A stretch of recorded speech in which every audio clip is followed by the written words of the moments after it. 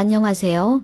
저희 남동생은 현재 올케와 이혼 준비 중에 있습니다. 정말 지금 생각해도 황당하고 소름 끼치는 올케 이야기 한번 들어보실래요? 저는 사업하고 있는 40대 중반의 워킹맘입니다.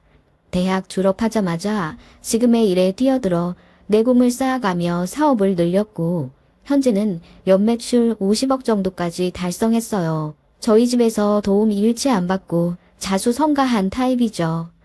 제가 돈을 벌기 시작하면서 제일 먼저 한 일은 남동생 대학 등록금 400만 원을 내준 거고 승승장구하면서 모은 돈으로 20대 후반쯤엔 친정 부모님 아파트도 하나 사드렸죠. 제가 수완이 좋다기보다는 여러 운이 좋게 작용해 빛을 발한 거였고 저로 인해 조금은 궁핍했던 생활에서 점차 살림이 나아져가는 저희 친정집을 보는 게 너무 행복했어요. 그렇다고 해서 저희 친정 부모님이 대놓고 저에게 돈을 바라시거나 하진 않으셨어요. 해준 것도 없는데 받기만 한다며 오히려 미안해 하셨고 제가 해드리는 것을 진심으로 고마워하시며 잘 써주시기 때문에 저도 드릴 맛이 나고 해드리면서 보람을 많이 느낍니다. 제 주변을 보면 저 같은 맏딸은 희생을 강요당하며 살던데 저는 전혀 아니었어요. 남동생이 대학 들어갈 때쯤부터 제가 사업이 잘 되기 시작했으니 대학 등록금부터 용돈도 종종 주곤 했어요. 저는 알바하지 말고 그 시간에 공부에 열중하라는 뜻으로 쥐어준 돈이었는데 그 나이대라면 사고 싶은 게 많아 저에게 손도 벌릴 만한데 남동생은 저한테 먼저 돈 달란 말도 안 하더라고요. 혼자 열심히 공부해서 취직도 꽤 잘했습니다. 저는 그런 남동생이 기특해서 용돈이라도 턱턱 내주려 하면 남동생은 손사래를 치며 잘 안 받더라고요. 누나 힘들게 번 돈이잖아. 예전에 누나한테 맨날 돈 받아타서 흥청망청 썼던 거 너무 후회해. 아무튼 이제 돈 안 줘도 돼. 그러더라고요. 가끔 보면 철은 좀 없어도 내실은 따뜻한 그런 남동생이라고 생각해요. 팔은 안으로 굽는 건가요? 아무튼 그렇게 지내다가 제가 결혼을 하고 나서 몇 년 뒤쯤 남동생도 제 짝을 만나 결혼을 했습니다. 남동생 결혼할 때는 제가 후회 없이 해주고 싶어서 냉장고랑 TV를 최고급으로 해줬어요. 축의금도 1,000만 원 정도 내줬죠. 물론 집 살 때 돈도 많이 보태줬습니다. 올케는 제가 그렇게까지 돈을 많이 버는 줄 미처 몰랐나 보더라고요. 아니, 남동생이 그 점을 다 오픈하지 않았었나 보더라고요. 제가 가전도 턱턱 사주고 돈도 많이 내주니까 눈이 휘둥그레 해지면서 놀라더라고요. 올케는 결혼하고 나서 제 재정 상태를 제대로 알게 된 거였죠. 잡음 없이 잘 사는 저희 부부에 반해 남동생 부부는 결혼하자마자 엄청 싸우더라고요. 주로 돈 때문이었습니다. 남동생은 공기업에 취직했고 또래보다 많이 버는 편이었는데 올케는 결혼하자마자 관두더라고요. 문제는 둘이 맞벌이 하기로 약속하고 결혼을 했었답니다. 아이가 생기면 남동생이란 올케가 휴직을 번갈아 가면서 쓰는 한이 있더라도 맞벌이는 꼭 하는 조건이었답니다. 올케도 본인은 절대 전업주부 스타일 아니라면서 맞벌이 조건에 찬성한 채로 결혼했고요. 그런데 막상 신혼여행 다녀오자마자 일주일 뒤에 돌연 퇴사를 하고 왔답니다. 올케가. 남동생에게 한마디 상의도 하지 않은 점이 가장 큰 문제였죠. 그래서 그때 사내 만에 싸워서 저희 부모님까지 남동생 신혼집에 간 적도 있고 난리 났었는데 올케가 일하기 싫어졌다며 마음이 바뀌었으니 결혼생활 하면서 일 절대 안 할 거라고 못 박았더라고요. 어쩌겠어요.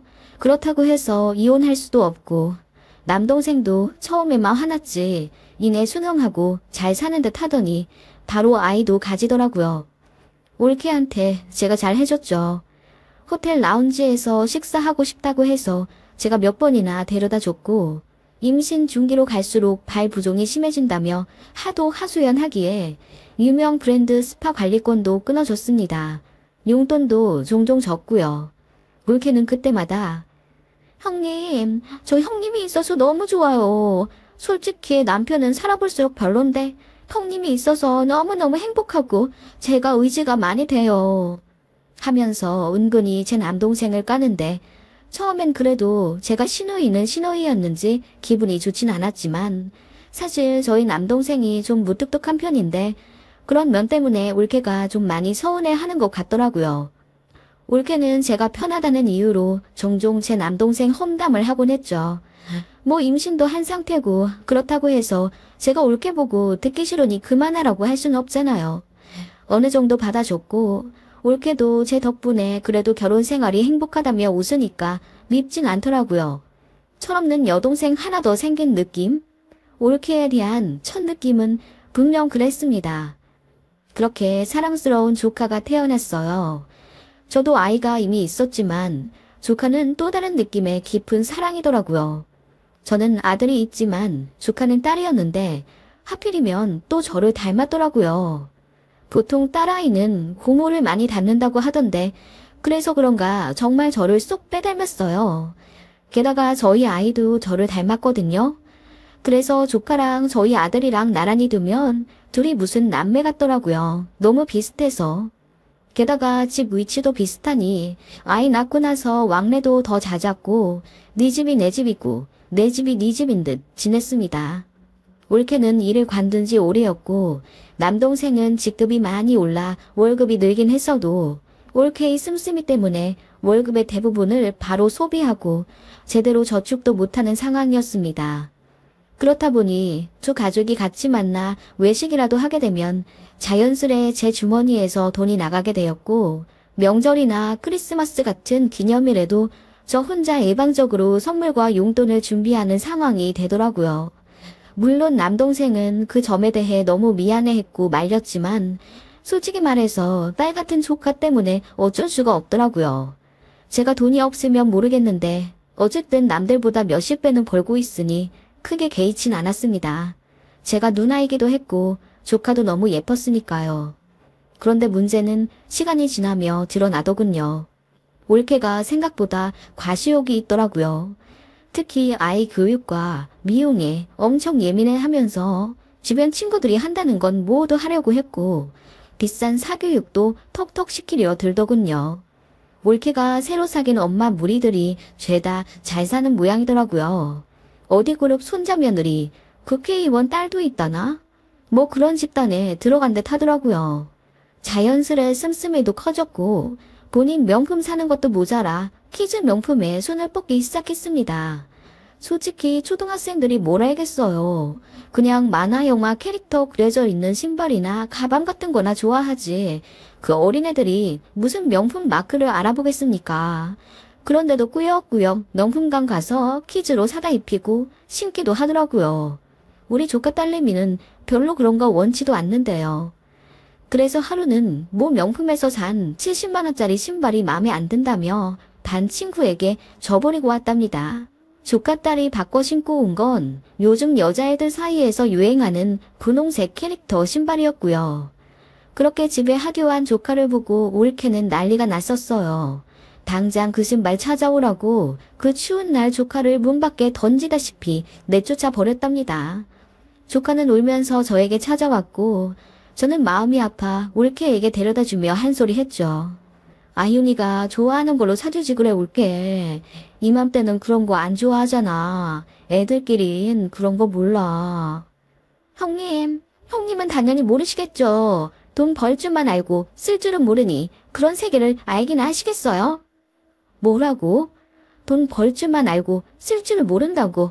올케, 말 다 했어. 나한테 그동안 받을 때는 형님 능력 있어서 좋고 형님 보고 산다며 온갖 아부는 다 떨더니 그렇게 생각하고 있었던 거야? 네? 아, 그런 게 아니라요. 올케, 정말 실망했어. 현준이한테도 전해. 누나가 니들 집에 일체 관여 안 하겠다고. 그렇게 저는 올케에게 화를 냈고 그대로 남동생네 집을 나와버렸습니다. 올케가 울고불고 버선발로 달려나와 제 바지가랑이를 잡고 빌고 난리가 나더군요. 그런 의미로 말한 거 아니라면서 자기가 말실수했다며 어찌나 엉엉 우는지. 저는 분명 화가 머리 끝까지 나서 한 소리 한 건데 그렇게 잘못했다 비는 올케를 보니 괜히 마음이 또 약해져서 저도 눈물이 나더라고요. 실망의 눈물이었는지는 몰라도. 그날 그렇게 저도 울고 올케도 울고 그랬습니다. 남동생네는 그날 엄청 싸웠다고 하더라고요.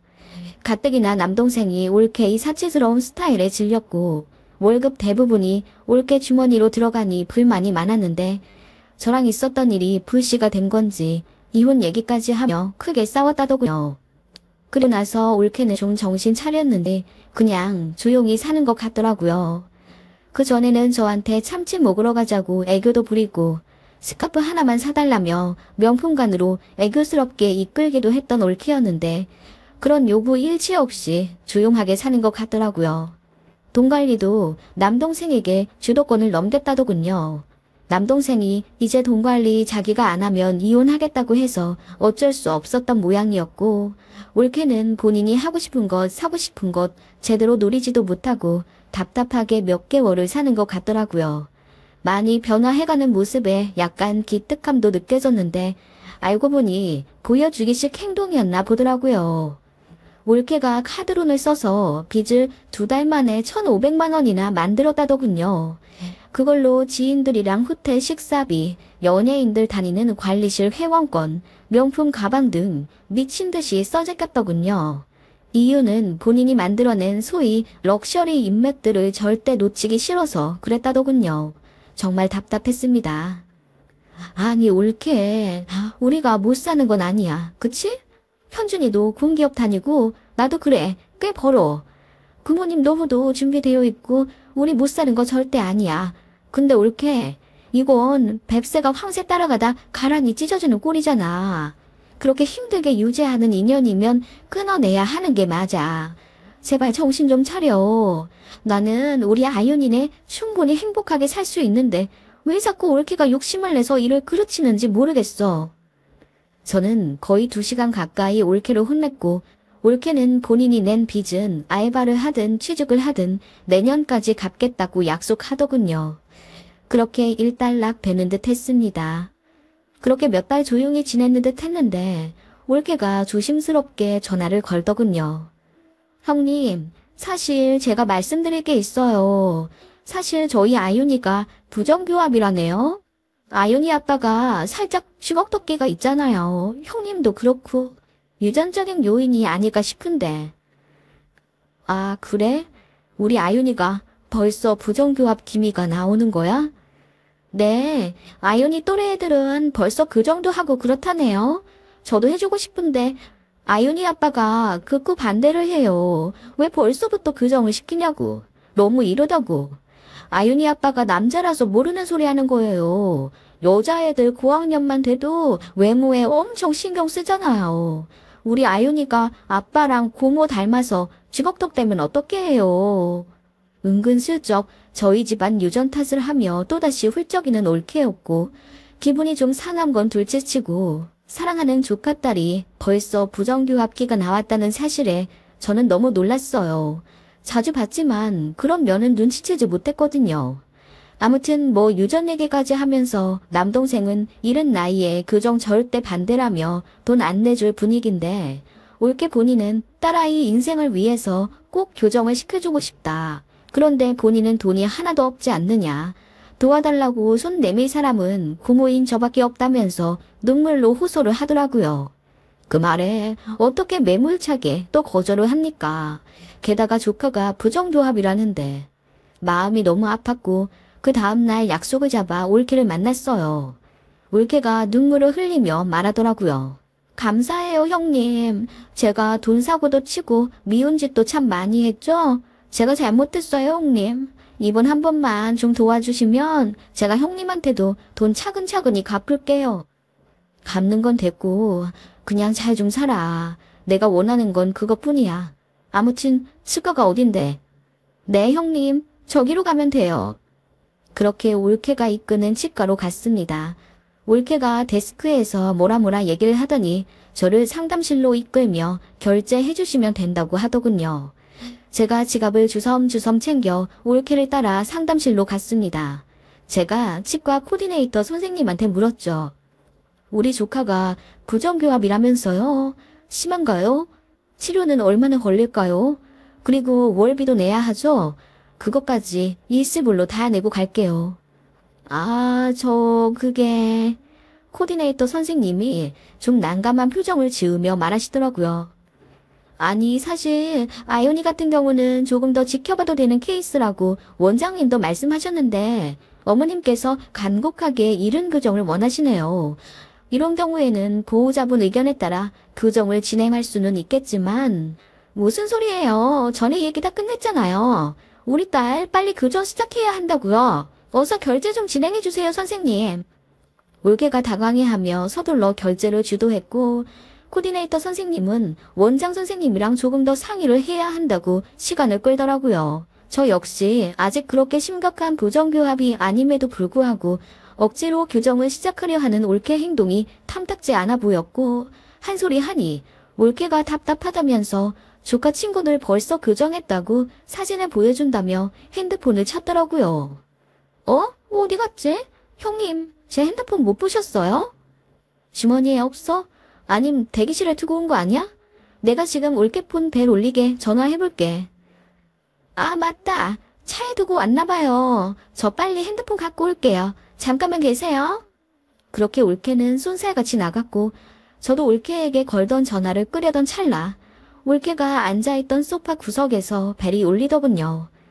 소파 사이에 올케의 핸드폰이 껴있던 겁니다.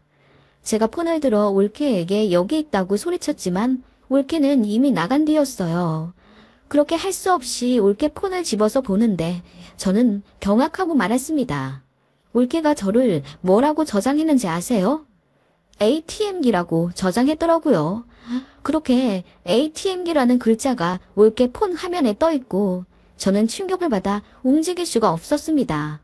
그렇게 전화 수신이 끊겼음에도 저는 멍한 충격에서 가시지 못했고 이내 분노가 차올라 미칠 것 같더라고요. 그때 코디네이터 선생님이 저에게 조심스럽게 말하더라고요.